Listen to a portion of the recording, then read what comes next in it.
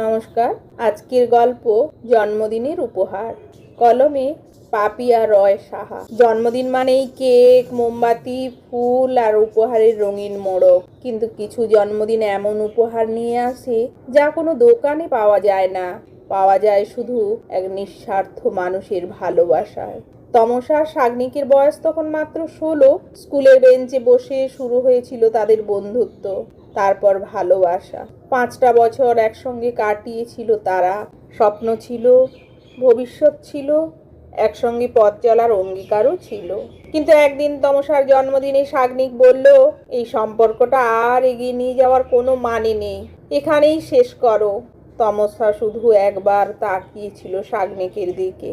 না কোনো প্রশ্ন, না কোনো অভিযোগ, শুধু বলেছিল ভালো থেকো। সেদিন বাড়ি ফিরে দরজা বন্ধ করে সারা রাত কেঁদেছিল সে।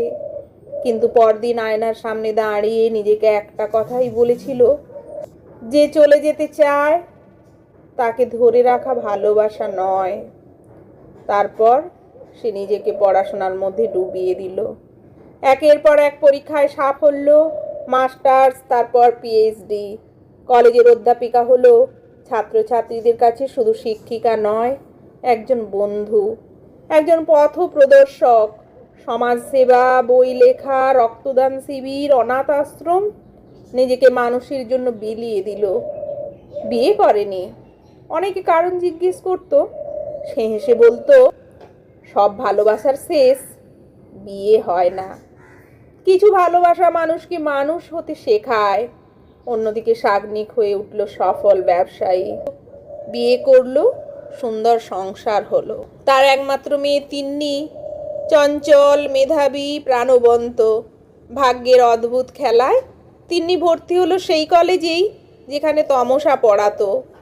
তমসা তিন্নিকে খুব ভালোবাসতো।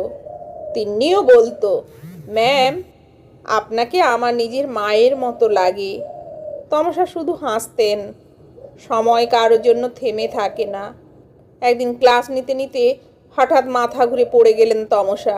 হাসপাতালে পরীক্ষা করে জানা গেল তার মস্তিষ্কে বড় টিউমার। দ্রুত অপারেশন না করলে বাঁচানো কঠিন। নার্সিংহোমে ভর্তি হওয়ার দিন তিনি একটি ফাইল ডাক্তারদের হাতে দিলেন। ফাইলের প্রথম পাতায় লেখা ছিল, আমি মৃত্যুর পর আমার দেহ অঙ্গদান করতে চাই। যদি আমার দ্বারা কোনো মানুষের জীবন বা আলো ফিরে আসে, সেটাই হবে আমার জীবনের শেষ প্রাপ্তি। ডাক্তার অবাক হয়ে তাকিয়েছিলেন। তমসা শুধু বলেছিলেন, মরে গিয়েও যদি কারো কাজে লাগি, তার চেয়ে বড় সৌভাগ্য আর কি হতে পারে। অপারেশনের দিন ঠিক হলো। অদ্ভুতভাবে সেদিনই ছিল তিন্নির জন্মদিন। কেক কাটার আগে তিন্নি বলল, আমি আগে ম্যামকে দেখে আসব, উনি সুস্থ হয়ে ফিরলেই জন্মদিনটা সম্পূর্ণ হবে। তাই স্কুটি নিয়ে বেরিয়ে পড়ল সে। কিন্তু ভাগ্য যেন অন্য গল্প লিখে রেখেছিল। পেছন থেকে একটি দ্রুতগতির ট্রাক এসে ধাক্কা মারল। রক্তাক্ত অবস্থায় তাকেও একই নার্সিংহোমে আনা হলো। জীবন বেঁচে গেল, কিন্তু চিকিৎসকেরা জানালেন 2 চোখের কর্নিয়া এতটাই ক্ষতিগ্রস্ত হয়েছে যে সে আর দেখতে পাবে না, যদি না উপযুক্ত কর্নিয়া প্রতিস্থাপন করা যায়। ওদিকে ঘন্টার পর ঘন্টা চেষ্টা করেও তমসাকে বাঁচানো গেল না। চিকিৎসকেরা জানালেন ব্রেন ডেথ। নার্স ধীরে ধীরে তমসার দানপত্রটি নিয়ে এলেন। সেই কাগজের সাক্ষী রেখেই তাঁর কর্নিয়া সংরক্ষণ করা হলো। রিপোর্ট মিলিয়ে দেখা গেল তমসার কর্নিয়া তিন্নির জন্য উপযুক্ত। সাগ্নিক যখন এই খবর শুনল, তার পা কাঁপতে লাগলো। যে মেয়েটিকে একদিন কোনো কারণ না জানিয়েই ছেড়ে চলে গিয়েছিল, সেই মেয়েটি আজ তার একমাত্র সন্তানের চোখের আলো হয়ে ফিরে আসছে। অপারেশন সফল হলো।